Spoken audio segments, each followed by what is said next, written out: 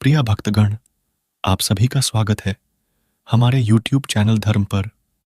आज हम इस वीडियो में भगवान शिव द्वारा सुनाए जाने वाली कथा का श्रवण करने जा रहे हैं।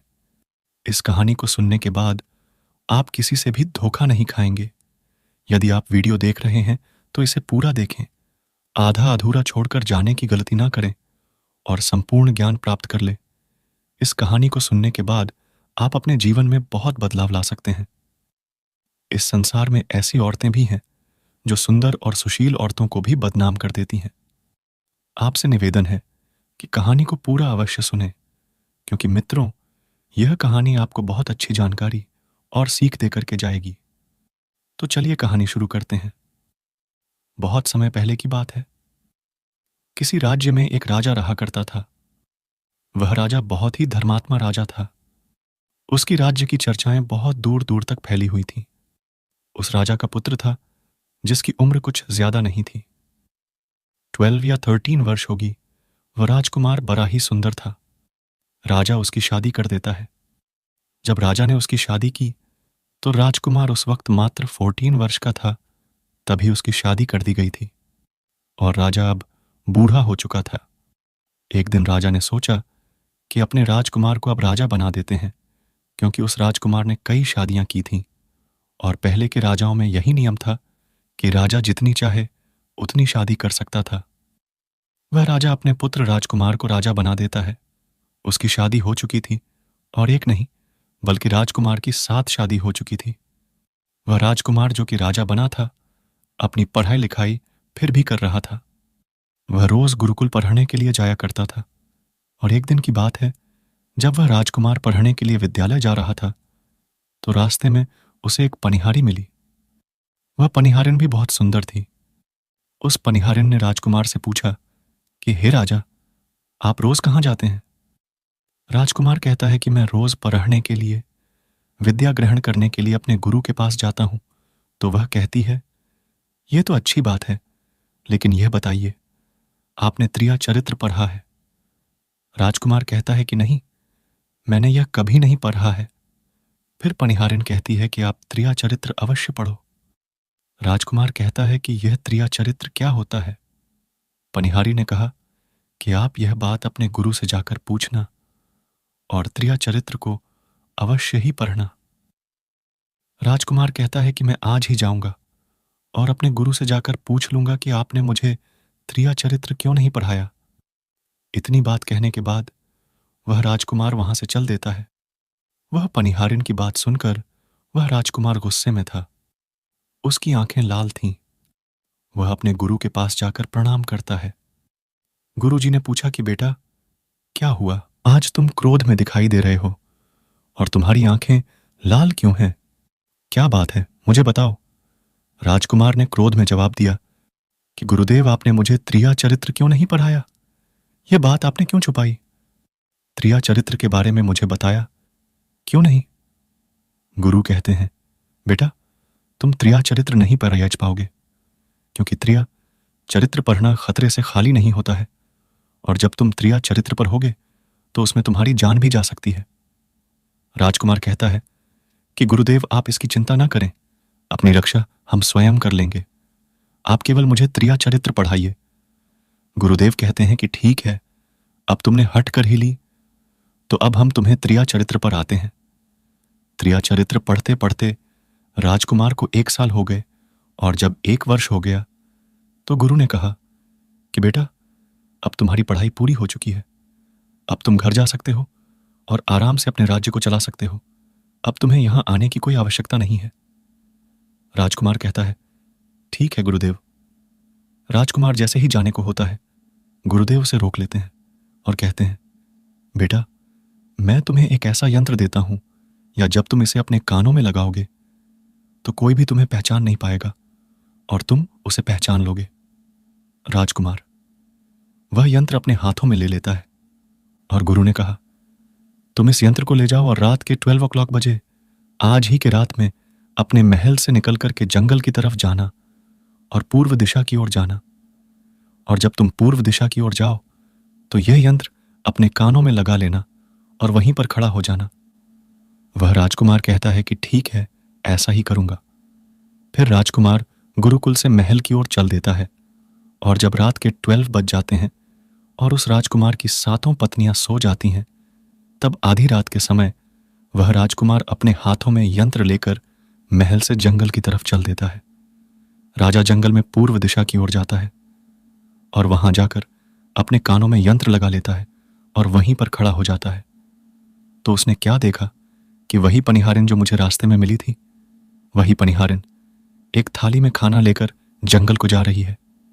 वहां थोड़ी ही दूरी एक संत अपनी कुटिया में रहते थे। वह पनिहारिन संत के पास खाना लेकर जा रही थी। राजा ने देखा कि यह तो वही पनिहारिन है जिसने मुझसे कहा था कि त्रिया चरित्र की पढ़ाई पर हो। लेकिन पनिहारिन उस राजा को नहीं पहचान पाई क्योंकि राजा के कानों में यंत्र लगा हुआ था। यंत्र लगने की वजह से राजा किसी को भी पहचान सकता था। राजा ने अपने मन में सोचा कि चलो उसके पीछे चलते हैं कि आधी रात को भोजन लेकर संत कुटिया की तरफ क्यों जा रही है, इसका क्या कारण है। वह राजा भी उसके पीछे पीछे छुपता हुआ चल दिया। अब वह पनिहारिन उस कुटिया में उस बाबा के वहां पहुंचती है। उस बाबा के पास जादू की पोटली थी और वह बाबा जादूगर था। राजा पीछे पीछे गया और वह छुप करके देख रहा था कि वह पनिहारिन औरत को बाबा क्या करेंगे। बाबा ने पनिहारिन से कहा, अरे पनिहारिन, पहले तो मुझे यह बता कि आ जाने में इतनी देर कैसे लग गई। हाथ जोड़कर पनिहारिन कहने लगी कि महात्मा जी, मेरा विवाह हो चुका है और मेरे पति मुझे ले जाने के लिए आए हैं। हमें लेकर कल चले जाएंगे, इसीलिए हमें उन्हें सुलझाने में थोड़ी देर लग गई और यहां आने में भी देर हो गई। जब यह बात साधु ने सुनी कि इसका विवाह हो चुका है और इसका पति इसे लेने आया है, तो साधु कहता है कि पनिहारिन, इसका मतलब है कि तुम अपने पति के साथ जाना चाहती हो, तो हमारे पास क्यों आई हो। पनिहारिन कहती है कि मैं आपके बिना नहीं रह सकती हूं, मैं आपके बिना नहीं जी सकती हूं। तो साधु कहता है कि हे पनिहारिन, सके लिए तुम्हें एक काम करना होगा। साधु एक बड़ा सा चाकू निकालता है और पनिहारिन से कहता है कि हे पनिहारिन, जाओ अपने पति की गर्दन काट कर यहां लेकर आ जाओ। अपने उस पति को मार दो जो हमारे और तुम्हारे बीच में दरार बन रहा है। तब मैं तुम्हें रख लूंगा, तुमसे विवाह करूंगा, तुम्हें अपनी पत्नी बनाऊंगा। बिना कुछ सोचे समझे वह चाकू को ले लेती है और दौड़ते हुए अपने घर जाती है और उसका पति सो रहा था। वहां जाकर अपने पति की गर्दन काट देती है और उसकी गर्दन को लेकर साधु के पास आती है और जो राजकुमार थे उसके पीछे पीछे उसका सारा कारनामा देख रहे थे।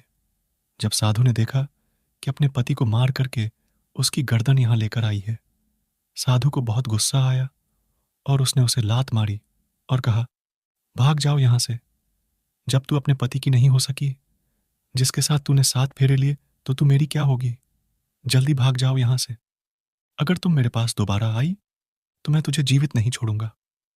साधु की यह बात सुनकर उस पनिहारिन को ऐसा लगा जैसे उसके पैरों तले जमीन खिसक गई हो। फिर भी अपने पति की कटी हुई गर्दन घर लेकर के आई और उसकी गर्दन जोड़ देती है और वहीं बैठ जाती है। और इधर जैसे ही सवेरा हुआ, अपने पति के पास बैठकर रोने लगती है और चिल्लाने लगती है। कहती है, देखो देखो, किसी ने मेरे पति की हत्या कर दी। लेकिन रात में उस पनिहारिन का सारा कारनामा राजकुमार देख चुका था। इधर सारे गांव वाले पनिहारिन के घर चले जाते हैं और उसके पति की लाश को लेकर गांव के बाहर जाते हैं उसका दाह संस्कार करने के लिए। और वह पनिहारिन भी पीछे से भागती हुई रोती हुई चली जा रही थी और उधर राजकुमार भी जा रहे थे जो कि अपने राज्य के राजा बन चुके थे। पनिहारिन भागती हुई चिल्लाती हुई पहुंची और कहने लगी, मैं सती बनूंगी, क्योंकि अगर जब मेरे पति ही नहीं रहे तो ऐसे जीवन का क्या फायदा। मैं इन्हीं के साथ सती हो जाऊंगी। राजा को उसकी बातें सुनकर हंसी आ जाती है और राजा कहता है, त्रिया चरित्र जाने ना कोई और कसम, मेरी के हुए सती। राजकुमार की यह बात और कोई तो नहीं समझ पाया, लेकिन वह पनिहारिन समझ जाती है। कहती है कि राजा साहब, आप हमारे ऊपर यह बात कह रहे हैं, लेकिन चलिए कोई बात नहीं, मैं सती हो जाऊंगी। लेकिन पनिहारिन जाते जाते कहती है, मैं तुम्हें एक बात बताती हूं। राजकुमार कहता है, क्या बताओ। पनिहारिन कहती हैं कि राजा साहब, आप जब चटाई पर बैठें तो उस चटाई को झाड़कर बैठना। राजा कहता है कि यह पनिहारिन क्या कह रही है। वह अपने मन में सोचने लगा कि यह क्या चक्कर है। तभी उनमें से एक रानी राजकुमार को देख लेती है, लेकिन रानियों ने अपने पति राजकुमार को नहीं पहचान पाई, क्योंकि राजकुमार अपने कानों में यंत्र लगाए हुए थे। वह यंत्र लगाने की वजह से राजा को कोई पहचान नहीं पाता था। उनमें से एक रानी कहती है कि लड़के इतनी रात को यहां क्यों खड़ा है। हमारी थाली लेकर के उस कुटिया तक पहुंचा। बिना कुछ सोचे समझे राजकुमार ने वह थाली अपने हाथों में ले ली और अपनी रानियों के साथ कुटिया तक जाने लगा। जब सातों रानियां और राजकुमार उस साधु की कुटिया में पहुंचते हैं और राजकुमार कुछ भी नहीं बोल रहा था, क्योंकि राजकुमार देखना चाहता था कि हमारे प्यार में ऐसी क्या कमी है जो हमारी सातों रानियां इस साधु के पास आती हैं, और इस साधु के पास ऐसा क्या है जो हमारी सातों रानी अभी यहां आ रही है। वह राजकुमार छुप करके सब जानना चाहता था। इधर जब वह सातों रानियां राजकुमार को लेकर साधु के पास पहुंची, तो महात्मा राजकुमार को देखकर कहता है कि यह कौन है। तो सातों रानियां कहती हैं कि महात्मा जी, यह बालक हमें रास्ते में मिला। इसने हमारी सहायता की तो हम इसे अपने साथ लेकर आ गए। रानी कहती हैं कि एक काम करते हैं, इसे आज रात यहीं रहने देते हैं, कल सुबह होते ही यह चला जाएगा। वह साधु उनकी बातों को मान लेता है। वह साधु अपने एक शिष्य को बुलाता है और उससे कहता है कि आज रात के लिए इस बालक के रुकने की व्यवस्था कर दो। वह शिष्य राजकुमार को लेकर एक कमरे में जाता है। उस कमरे में एक चटाई बिछी हुई थी। शिष्य कहता है कि देख भाई, आज तुझे चटाई पर सोना पड़ेगा। वह शिष्य राजकुमार को इतना कहकर वहां से चला जाता है। राजकुमार उस कमरे में अकेला पड़ जाता है। अपने मन में सोचता है कि आज तो नौबत आ ही गई चटाई पर सोने की। राजा कहता है, चलिए कोई बात नहीं, आज की रात हम चटाई पर ही गुजार लेंगे। राजकुमार जैसे ही चटाई पर बैठने ही वाला था, उसे पनिहारिन की बात याद आ गई। वह सोचने लगा कि पनिहारी ने मुझसे कहा था कि जब भी तुम्हें चटाई पर बैठने की नौबत आए, तुम चटाई को अवश्य झाड़ लेना। चलो, आज पहले जार ही लेते हैं, हो सकता है इसका कोई राज हो। जैसे ही राजा ने चटाई उठाई, तो उसने क्या देखा। उसने देखा कि एक बहुत बड़ा भयानक कुआं है। जब उस कुएं को देखा तो राजा के होश उड़ गए। राजा उस कुएं के अंदर झांक कर देखता है। राजा को अंदर बहुत सारे कैदी दिखाई देते हैं, जिन्हें उस्तादों ने अंदर कैद करके रखा था। उन कैदियों में से एक आदमी ने राजकुमार को पहचान लिया। वह आदमी राजकुमार से कहता है कि राजकुमार, आप यहां कैसे आ गए। राजकुमार कहता है कि धीरे बोलो, नहीं तो सब पोलपट्टी खुल जाएगी। तब सभी कैदियों ने कहा कि राजा साहब, आप यहां से भाग जाएं। हम तो यहां से निकल नहीं पाए, लेकिन आप यहां से भाग जाएं, नहीं तो आपका भी यही हाल हो जाएगा जो कि हमारा हुआ है। आप भी यहां फंस जाएंगे। आपको भी पकड़कर यह साधु इसी में डाल देगा। आप जितना जल्दी हो सके यहां से भाग जाएं। राजा जब उस कमरे के अंदर गया था, तो अपने कान में से यंत्र निकाल लिया था, और जब राजा वहां से भागा तो अपने कान में यंत्र लगाना भूल ही गया। राजा को भागते हुए उन रानियों ने और साधु ने देख लिया था। रानियों ने जब राजा को भागते हुए देखा, तो रानी कहती हैं, यह तो हमारे पति हैं। महात्मा से कहती हैं कि महात्मा जी, अब तो हमारी सारी पोल पट्टी खुल जाएगी। यह तो हमारे पति है और वह भागे जा रहे हैं। उन्होंने हमें यहां देख लिया है। अब हमारा क्या होगा। साधु कहता है कि तुम यहां क्या देख रही हो, जल्दी जाओ और अपने पति को पकड़ कर लाना। तो रानियां राजकुमार को पकड़ने के लिए दौड़ी दौड़ी जाती है, लेकिन वह राजकुमार जो राजा था, इतना तेज था कि वह अपने महल जा पहुंचा और घबराई रानियों के तो होश उड़ गए। फिर वापस उसी बाबा के पास आती है और बाबा से कहती है कि महाराज, अब तो हमारे पति हमें जीवित नहीं छोड़ेंगे। हम जैसे ही घर जाएंगे, वह हमारी जान ले लेंगे। हे महात्मा, आप हमें बचा लीजिए, इसका कोई उपाय कीजिए। तब जाकर वह साधु रानियों को एक जादुई कील देता है और कहता है कि जब तुम जाओ तो अपने पति को बहला फुसलाकर उसके माथे में यह जादुई कील घुसा देना। तुम्हारे पति को ढेर बना देगा और तुम साथ मिलकर उसे मार देना। बस, कहानी खत्म हो जाएगी और तुम सातों रानियां बच जाओगी। सब रानियां तैयार हो जाती हैं। वह सातों रानियां साधु की बात मान लेती हैं और जादुई कील लेकर महल आती है। वह सातों रानियां आपस में विचार करती हैं कि राजा सबसे ज्यादा प्रेम सबसे छोटी वाली रानी को करते हैं। तो वह 6 रानियां मिलकर जादू वाला कील छोटी रानी को दे देती है और कहती है, ये लो, तुम्हारा काम है। तुम किसी भी तरह राजकुमार के सर में यह कील गाड़ देना। तो छोटी वाली रानी कहती है, ठीक है, और छोटी वाली रानी वह कील ले लेती है। जब राजा ने उन सातों रानियों को आते हुए देखा तो क्रोध में कहा कि पहले तुम यहीं रुको। पहले मुझे यह कि हमारे राज्य में और हम में ऐसी क्या कमी है कि तुम आधी रात को उस साधु के पास जाते हो। इसका क्या कारण है, पहले तुम मुझे यह बताओ। तो सातों रानियां हाथ जोड़कर कहती हैं, महाराज हमें माफ कर दीजिए। हमें लगता है कि उस साधु बाबा ने हम पर कोई जादू टोना कर दिया था, इसीलिए हमसे ऐसी गलती हो गई। आइंदा ऐसी गलती हमसे कभी नहीं होगी। छोटी रानी की ऐसी बातें सुनकर राजा उनकी बातों को मान लेता है, क्योंकि वह राजा छोटी रानी से बहुत प्रेम करता था। वह राजा भी सोचने लगता है कि शायद उस बाबा ने ही इन पर कोई जादू टोना किया होगा, और अपनी सातों पत्नियों को माफ कर देता है और कहता है, ठीक है, तुम अपने कमरे में चली जाओ। सबसे छोटी रानी, जिसे राजकुमार बहुत प्रेम करता था, वह राजकुमार को खाना खिलाती है और राजकुमार को सुला देती है। जब वह राजा सो गया तो वह 6 रानियां भी वहीं आ जाती हैं। सबसे छोटी रानी जो थी वह जादुई कील निकालती है और राजा के सर में घुसा देती है। छोटी रानी ने कील जैसे ही ठोकी, राजा पूरा तेजी से उठा, लेकिन इतने समय में वह ढेर बन चुका था। अब उस राजा में इतनी शक्ति नहीं थी कि उन रानियों से मुकाबला कर सके। वह सातों रानियां उस राजा को पकड़ने लगी। राजा फिर भी हिम्मत नहीं हारा और अपने महल की खिड़की से कूदकर राजा भागते भागते अपने गुरु के पास पहुंच गया और कहने लगा कि गुरुजी मुझे माफ कीजिए, मेरी जान बचाइए, नहीं तो मैं मारा जाऊंगा। गुरु कहते हैं कि बेटा, मैंने तुमसे कहा था कि तुम त्रिया चरित्र मत सीखो, इसमें जान भी जा सकती है। देखा इसका नतीजा, मैं तो राजा हूं, मुझे चटाई पर बैठने की क्या आवश्यकता है। पनिहारिन कहती है कि नहीं, जब भी तुम्हें कोई नौबत आए चटाई पर बैठने की तो तुम चटाई को झाड़ कर बैठना। राजकुमार कहता है कि चलो ठीक है, अगर तुम कह रही हो तो मैं ऐसा ही करूंगा। और कहने के बाद वह अपने पति के साथ सती हो जाती है और राजकुमार उनका अंतिम संस्कार करवाकर अपने घर को आ जाते हैं।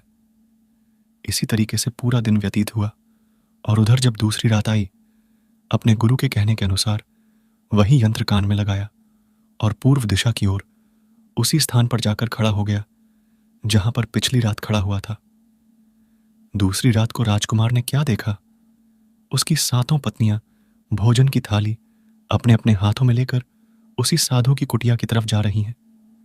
जैसे ही राजा ने अपनी सातों पत्नियों को उस साधु की कुटिया की तरफ जाते हुए देखा, राजकुमार के पैरों तले जमीन खिसक गई। राजकुमार कहता है, गुरुदेव मुझे माफ कर दो और जल्दी मेरी जान बचाओ, नहीं तो मैं मारा जाऊंगा। मेरी पत्नी ने मेरे सर में जादुई कील ठोंकी है, जिसकी वजह से मैं ढेर बन चुका हूं। गुरु ने जब ध्यान से देखा तो कहा कि यह वही कील है जो साधु ने दिया है, मैं तुम्हें अब नहीं बचा सकता। राजकुमार कहता है, नहीं गुरुदेव, ऐसा मत कहिए, मैं आपका शिष्य हूं, आपका कर्तव्य है मेरी जान बचाना। तो अब गुरु कहते हैं कि हे बेटा, मैं तुम्हें बचा तो नहीं सकता, लेकिन एक उपाय है। राजकुमार कहता है, क्या उपाय है गुरुदेव? गुरु कहते हैं कि हम तुम्हें तोता बना देंगे, और जब हम तुम्हें तोता बना देंगे तो तुम सुखवाद राजा के राज्य में चले जाना और वहीं जाकर रहना, क्योंकि सुखवाद राज्य में वह साधु का जादू नहीं चलता है। और तुम्हें जब बहुत प्रेम करने वाली स्त्री मिलेगी तो तुम पुनः राजकुमार बन जाओगे। राजकुमार कहता है, ठीक है गुरुदेव, आप हमें तोता बना दीजिए। तो वह गुरुदेव उसे तोता बना देते हैं और वह तोता बनने के बाद वहां से उड़ा और सुखवाद राजा के राज्य में चला गया। जहां पर बहुत सारे तोता रहते थे वहीं जाकर रहने लगा और सातों रानियों उस राजकुमार को खोज रही थी। जब राजकुमार नहीं मिला तो फिर से उस बाबा के पास जाती है और कहती है कि बाबा जी, वह रात को राजा भाग चुका है, आप अपनी पोटली निकालिए और देखें कि वह कहाँ है। तो वह महात्मा अपना पोटली खोलता है और देखने लगता है कि वह राजकुमार तोता बनकर के सुखवाद राजा के राज्य में रह रहा है। वह साधु यह सारी बात रानियों को बताता है, तो रानियां कहती हैं कि स्वामी अब क्या करें। वह साधु कहता है कि अब तुम अपने राजमहल में जाओ और जाकर के घोषणा कर दो कि जो भी तोता पकड़ करके लाएगा, हम उसे 5 सोने के सिक्के देंगे। सातों रानियां अपने महल पहुंचते हैं और वहां पर घोषणा कर देती है कि सभी बहेलियां से कह दो कि जो भी तोता पकड़ कर लाएगा, हम उसे 5 सोने के सिक्के देंगे। उस राज्य के जीतने बहेलिया थे। वह तोता पकड़ने के लिए चारों तरफ घूमने लगते हैं और जो भी तोता पकड़ते वह रानी के पास जाते और 5 सोने के सिक्के ले लेते थे और वहां से चले जाते और वह सातों रानियां उस तोते को मार देती। ऐसे ही धीरे धीरे बहुत समय निकल गया और वह राजकुमार जो तोता बनकर जहां गया था, वहां सारे तोता से बहुत अच्छी अच्छी बातें करता था, उन्हें बहुत ज्ञान की बातें बताता था। तो सारे तोता को लगा कि यह तोता तो बहुत समझदार है, यह तोता तो बहुत अच्छी अच्छी बातें करता है, इसे हम अपना राजा बना लेते हैं। और सभी तोता मिलकर उसे राजा बना लेते हैं। राजकुमार सभी तोतों का राजा बन जाता है और वहीं छुप कर रहने लगता है। एक बहेलिया तोता पकड़ते पकड़ते सुखवाद राजा के राज में पहुंच जाता है और वह उसी पैर के पास पहुंच जाता है जहां पर वह राजकुमार तोता बनकर छुप कर रहता था। जब उस बहेलिये ने इतने सारे तोते को देखा, तो अपने मन में सोचा कि अगर हम इतने सारे तोते पकड़कर रानी के पास ले जाएंगे, तो हमें बहुत सारी सोने के सिक्के मिल जाएंगे। लेकिन वह बहेलिया सोचता है कि हम इतने सारे तोतों को पकड़ेंगे कैसे। तो जैसे ही सुबह हुई, उस पैर से सारे तोता उड़कर दाना पानी के लिए बाहर चले जाते हैं और इधर बहेलिया चाकू से पैर तरफ कट लगा देता है, जिससे कि पैर से बहुत सारे गोंद निकल जाते हैं। पैर के चारों तरफ ही गोंद हो जाते हैं। जो लोग गोंद के बारे में नहीं जानते, मैं उन्हें बता दूं कि हर पैर पर एक प्राकृतिक गोंद निकलता है, जिससे हम कुछ भी चिपका सकते हैं। तो दोस्तों, अब बहेलिया सोचता है कि जब भी सारे तोते आएंगे, इस पैर पर बैठेंगे, वह सभी इस पैर में चिपक जाएंगे और मैं आसानी से उन्हें लेकर चला जाऊंगा। बहेलिया वहीं छिप करके देखने लगा और जब शाम हुई, सारे तोता वापस आए और वह तोता जैसे ही पैर पर बैठे, सभी का पैर उस गोंद में चिपक गया, क्योंकि पूरे पैर में गोंद ही गोंद लगा हुआ था। अब तो सारे तोते परेशान हो गए। उनमें राजकुमार, जो अभी तोता बना हुआ था, वह भी चिपक गया था। सारे तोते राजकुमार से कहते हैं, क्योंकि सारे तोते राजकुमार को अपना गुरु मानते थे, कि आप कुछ भी सोचो, हम सबको बाहर निकालो नहीं तो सुबह तक बहेलिया आएगा और हमें पकड़ कर लेकर चला जाएगा।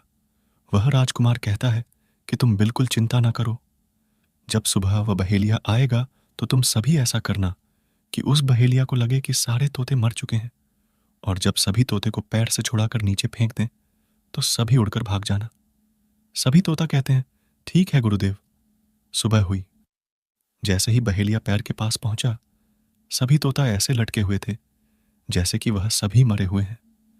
जब बहेलिया तोतों को देखा तो सोचा कि अरे यह क्या हो गया, ये तो सभी मर गए, अब हमें सोने के सिक्के कैसे मिलेंगे। फिर बहेलिया ने सोचा कि चलो अब इन्हें छुड़ा देते हैं। बहेलिया पैर पर चढ़ा और उनको छुड़ाकर नीचे फेंकने लगा। बहेलिया ने सभी तोते को छुड़ाकर नीचे फेंक दिया, लेकिन जो राजकुमार था, जो तोता बना हुआ था, वह वहीं पर रह गया और नीचे जितने भी तोते थे वो सभी उड़कर भाग गए। बहेलिया ने सोचा, अरे यह क्या हुआ, इस पर सिर्फ एक ही तोता है जो कि मरा लटका हुआ है, और जीतने तोते को मैंने छुड़ाकर नीचे फेंके, वह सभी उड़कर भाग गए। बहेलिया ने सोचा, इसका मतलब यह सारे तोता ने मिलकर मेरे साथ धोखा किया है। अब वह राजकुमार जो था, जो तोता बना हुआ था, वही सिर्फ पैर पर लटका हुआ था। वह बहेलिया कहता है कि यह सब तुम्हारी चाल है, चलो अब मैं तुम्हें लेकर जाऊंगा और रानी के हाथ बेच दूंगा और मुझे 5 सोने के सिक्के मिल जाएंगे। और इधर वह बहेलिया उस तोता को बेचने के लिए रानी के पास जाने लगता है। रास्ते में वह तोता कहता है, जो कि राजकुमार था, वह बहेलिया से कहता है कि तुम मुझे कहाँ ले जा रहे हो। तो वह बहेलिया कहता है, मैं तुम्हें बेचने के लिए रानी के पास ले जा रहा हूं। अगर मैं तुम्हें वहां बेच दूंगा तो मुझे 5 सोने के सिक्के मिलेंगे। वह राजकुमार कहता है कि मैं अगर तुम्हें 50,000 सोने के सिक्के दिलाऊं तो क्या तुम मुझे नहीं बेचोगे? बहेलिया कहता है, तुम मुझे 50,000 सोने के सिक्के कैसे दिलाएगा? तोता कहता है कि राजा सुखवात के यहाँ एक बहुत बड़ा मेला लगता है, तुम मुझे वहीं बेचो, मूल मैं स्वयं बताऊंगा। बहेलिया उस तोते की बात मान लेता है और रानी के पास बेचने की जगह राजा के राज्य के मेले में तोता को बेचने चला जाता है। और राजा के राज्य में यह नियम था, अगर किसी व्यक्ति का सामान शाम तक नहीं बिके तो वह राजा स्वयं आकर उसे खरीद लेता था। बहेलिया उस तोते को लेकर बाजार में पहुंचा हुआ था। जब कोई व्यक्ति उस तोते को खरीदने आता तो वह पूछता कि यह कितने का है, तो वह बहेलिया कहता है कि तोता अपना दाम स्वयं बताएगा। तो वह तोता अपना दाम इतना बता देता कि कोई भी व्यक्ति उसे खरीद ही नहीं पाता। ऐसे ही करते करते शाम हो गई और अब सभी अपने अपने दुकान लेकर चले गए। सभी का दुकान उजड़ गया था, बस एक बहेलिया और एक तोता ही रह गए थे। इधर राजा ने अपने सिपाहियों को आदेश दिया कि जाओ देख कर आओ, किसी का सामान तो नहीं रह गया है। जब राजा के सिपाही आए तो उन्होंने देखा कि एक बहेलिया तोता को लेकर बैठा हुआ है। सिपाही बहेलिया से कहते हैं कि बहेलिया, तुम्हारा तोता क्यों नहीं बिका? तुम इसे कितने में बेच रहे हो? तो तोता कहता है कि जो इन्हें 50,000 सोने के सिक्के देगा वही मुझे खरीद पाएगा। उस तोते की बात सुनकर वह सिपाही आश्चर्य में पड़ जाते हैं और सोचते हैं, अरे यह तोता तो अपना अमूल्य स्वयं बताता है। तब सिपाही राजा के पास जाते हैं और राजा को सारी बात बताते हैं और कहते हैं, एक बहेलिया एक तोता लेकर बैठा हुआ है, लेकिन वह तोता अपना अमूल्य स्वयं ही बताता है। वह इतना महंगा बताता है, शायद इसीलिए उसे कोई खरीद नहीं सका। राजा सिपाहियों से पूछता है कि वह अपना मूल्य कितना बता रहा है, तो सिपाही कहते हैं, अपना मूल्य 50,000 सोने के सिक्के बता रहा है। चलिए हम खरीदेंगे। अगर नहीं खरीदेंगे तो आपके राज्य की बदनामी होगी कि राजा के बाजार में एक तोता नहीं बिका। और इसलिए राजा अपने मंत्रियों के साथ अपने रथ पर सवार होकर बाजार में पहुंचता है। कहता है, इसका क्या मूल्य है? बहेलिया हाथ जोड़कर कहता है कि राजा साहब, अपना मूल्य तोता स्वयं बताएगा। वह राजा फिर तोते से पूछा तो तोता कहता है कि राजा साहब, जो इन्हें 50,000 सोने के सिक्के देगा वही मुझे खरीद पाएगा। अपने सिपाहियों से 50,000 सोने के सिक्के मंगवाता है और बहेलिया को पकड़ ढा देता है और तोता को लेकर अपने महल चला जाता है। वह तोता बहुत ही बुद्धिमान था क्योंकि वह राजा था। वह तोता राजा को बहुत अच्छी अच्छी बातें बताने लगा। जब राजा पर कोई खतरा आने वाला होता तभी वह तोता बता देता कि राजा साहब, आप पर यह खतरा आने वाला है। और इसी तरह सब उस तोते से बहुत अधिक प्रेम करने लगते हैं। जब यह बात रानियों को पता चला कि राजा ऐसा तोता लेकर आए हैं जो कि बोलता भी है और बहुत अच्छी अच्छी बातें बताता है, तो रानियां राजा से कहती हैं, उस तोता को मेरे पास भिजवा दीजिए, हम भी उस तोता को देखना चाहते हैं, हम उस तोता से बातें करना चाहते हैं। राजा अपने मंत्रियों से कहकर वह तोता रानियों के पास भिजवा देता है। रानी उस तोते से बातें करके बहुत खुश हो जाती है। वह रानी भी तोते से बहुत प्रेम करने लगती है और कहती है कि वाह रे तोता, इसीलिए तुझे राजा साहब ने 50,000 सोने के सिक्के देकर खरीदा है। राजा की एक पुत्री थी जो कि बड़ी सुंदर थी। रानी अपनी पुत्री से कहती है कि आज से तुम ही इस तोते का ध्यान रखोगे और कल तुम इसे अच्छे से धोकर नहला देना। वह राजकुमारी भी उस तोते से बहुत प्रेम करती है। जैसे ही सुबह हुआ, राजकुमारी उस तोते को लेकर नहलाने जाती है। राजकुमारी उसे नहला रही थी तो उसने देखा कि तोता के सिर पर कील सा कुछ लगा हुआ है। राजकुमारी उसको निकाल देती है। राजकुमारी जैसे ही कील को निकालती है, वह तोता पहले वाला एक सुंदर सा राजकुमार बन जाता है। उसे देखकर राजकुमारी घबरा जाती है। राजकुमार कहता है कि तुम घबराओ नहीं, यह कील वापस से मेरे सर में लगा दो तो मैं फिर से तोता बन जाऊंगा और इसके बारे में मैं तुम्हें रात्रि में बताऊंगा। तुरंत ही वह राजकुमारी वकील राजकुमार के सर में लगा देती है और वह वापस से तोता बन जाता है। रात को राजकुमारी तोते को लेकर अपने कमरे में जाती है और उसके सर से कील निकाल देती है और वह तोता फिर से राजकुमार बन जाता है। वह राजकुमार अपनी सारी दास्तां उस राजकुमारी को बताता है और कहता है, माफ करना, यह दास्तान तुम किसी को बताना नहीं, नहीं तो मेरी जान चली जाएगी। राजकुमारी इसके बारे में अपनी माता और पिता को भी नहीं बताती है। दिन भर वह तोता रहता है और रात को राजकुमारी उस तोते को अपने कमरे में ले जाती और उसके माथे से कील निकाल देती और वह राजकुमार बन जाता और रात में वह दोनों साथ में ही रहते और ऐसे ही धीरे धीरे समय निकलता गया। राजकुमारी को राजकुमार से प्रेम हो जाता है। इधर क्या हुआ, जो राजकुमार की पत्नियां थीं वह बहुत सारे तोते मरवा देती हैं, लेकिन जो राजकुमार तोता बना हुआ था वह उन्हें नहीं मिलता है और वे उसी साधु के पास जाती हैं और कहती है कि हे महात्मा, हमारे पति तो अभी तक हमें नहीं मिले, हम अब क्या करें, उन्हें कैसे मारें। वह साधु फिर से अपनी पोटली खोलता है और देखता है कि वह राजकुमार अभी तक तोता बनकर राजा के घर में रह रहा है। वह साधु रानियों से कहता है कि तुम एक काम करो कि तुम नृत्य कला सीखो। हम सभी मिलकर उस राजा के घर नृत्य कला करने जाएंगे और जब राजा हम पर प्रसन्न हो जाएगा और हमें कुछ मांगने को कहेगा तो हम उस तोते को ही मांग लेंगे और फिर आसानी से उसे मार देंगे। धीरे धीरे समय बीता। साधु तबला बजाता और साथ रानी पूरी तरह से नृत्य कला सीख चुकी थी। अब साधु को लगा कि हम सफलता प्राप्त कर सकते हैं और उस तोते को उस राजा से मांग सकते हैं। साधु का भेष बदलकर के उन सातों रानियों को नृत्य कला वाली स्त्री बनाकर के राजा के दरबार में पहुंच गया। राजा उस साधु से पूछता है कि आप लोग कौन हैं, यहां क्यों आए हैं। तब साधु कहता है कि हम सब नृत्य कला वाले हैं, आपके महल में हम नृत्य कला दिखाना चाहते हैं। राजा को भी गाने और बजाने का बहुत शौक था, वह मान जाते हैं। उधर वह साधु अपना गाना बजाना चालू करता है।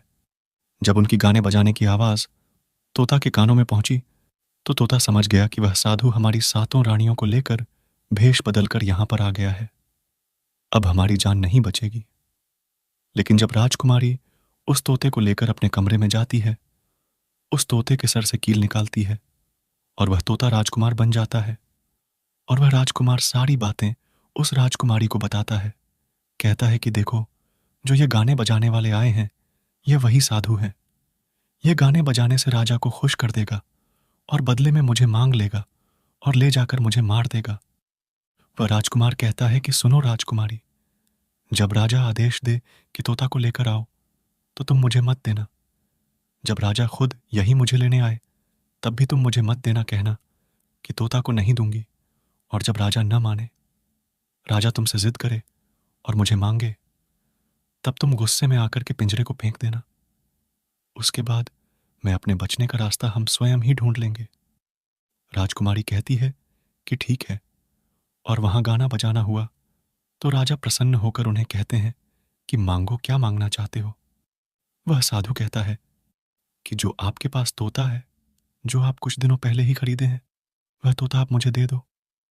राजा कहता है ठीक है। राजा अपने मंत्री को आदेश देता है कि जाओ उस तोते को लेकर आओ। मंत्री राजकुमारी के पास पहुंचता है और कहता है कि यह तोता मुझे दे दो। राजकुमारी कहती है नहीं दूंगी। मंत्री कहता है कि देखिए, आप जिद मत कीजिए। राजकुमारी कहती है कि तुम जाओ और मेरे पिताजी को यहां भेज दो, वह आकर इसे ले जाएंगे। मंत्री राजा को जाकर सारी बात बताता है। राजा स्वयं आता है उस तोते को लेने के लिए।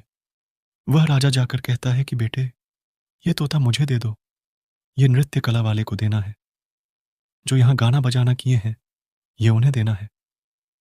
तो राजकुमारी कहती हैं कि पिताजी, यह तोता मैं नहीं दूंगी।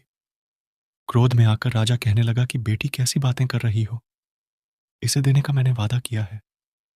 जब राजकुमारी ने राजा को क्रोध में देखा तो राजकुमारी को भी गुस्सा आ गया और राजकुमारी गुस्से में पिंजरे को जमीन पर फेंक देती है। वह पिंजरा जैसे ही जमीन पर गिरा वह टूट गया और तोता जो था वह चावल का दाना बन गया। और जैसे ही साधु को यह बात पता चली, साधु भी तुरंत कबूतर बन जाता है और उस दाने को कबूतर झुकने लगता है। उसमें से जो एक दाना था बस वही राजकुमार था। जैसे ही वह दाना कबूतर झुकने वाला होता है, राजकुमार बाज बन जाता है और एकदम से कबूतर पर झपटता है और उसे मार देता है। इस तरह से उस साधु की मृत्यु हो जाती है। राजा यह सब देखकर आश्चर्यचकित हो जाता है।